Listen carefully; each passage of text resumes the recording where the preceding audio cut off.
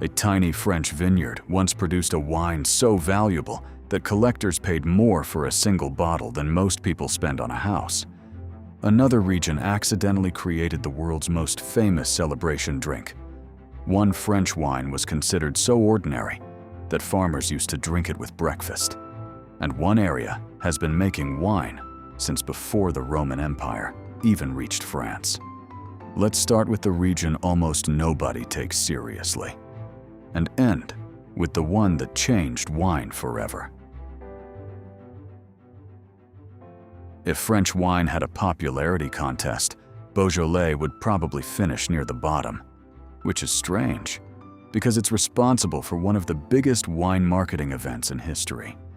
Beaujolais is made primarily from the Gamay grape and comes from a region just south of Burgundy.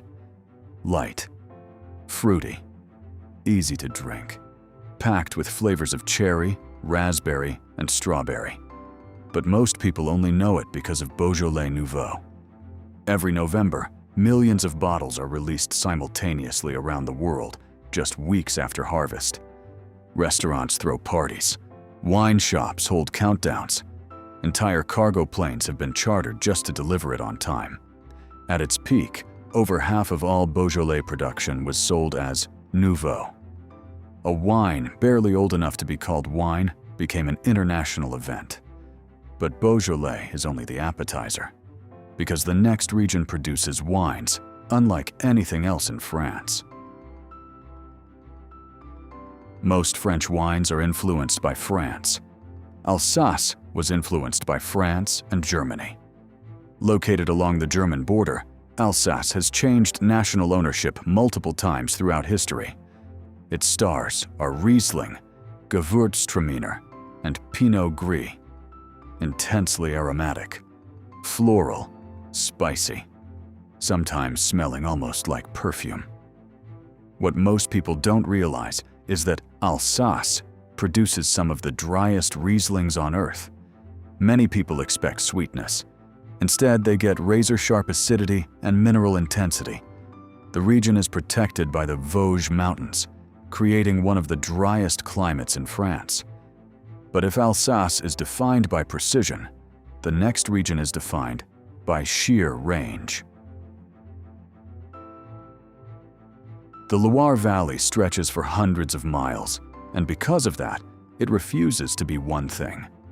Fresh whites, elegant reds, rosé, sparkling, dessert wines, almost everything. Sauvignon Blanc from Sancerre delivers citrus and minerality. Vouvray produces Chenin Blanc that ranges from bone-dry to incredibly sweet.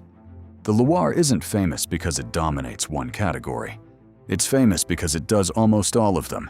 Few wine regions can claim that. But the next region built an entire global lifestyle around a single color. For decades, rosé was treated like wine's younger sibling. Less serious, less prestigious, less important. Then Provence reminded everyone who invented modern rosé: pale pink, crisp, refreshing. What surprises many people is that Provence rosé is usually completely dry. The color suggests sweetness.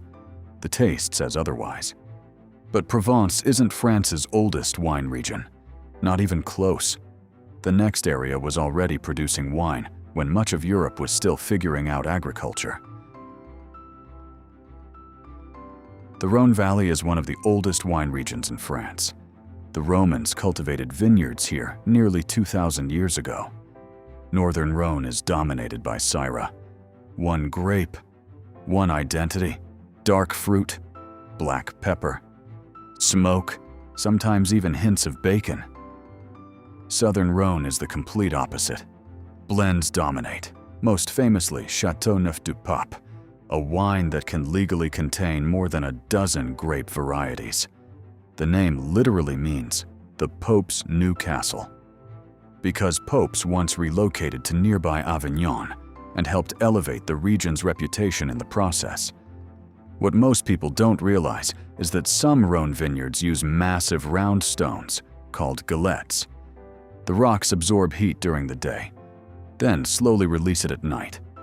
Nature built a heating system long before technology arrived.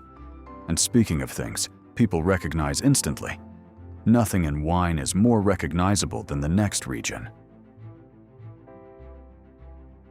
Champagne is arguably the most famous wine name on earth, and legally one of the most protected. If sparkling wine isn't produced in Champagne, France, it cannot officially be called champagne. The bubbles come from a second fermentation inside the bottle, not a tank, not a machine, inside the bottle itself. That process can take years. But what makes champagne fascinating is that its global reputation was partly accidental. Early winemakers didn't celebrate the bubbles. They feared them. The cold winters interrupted fermentation.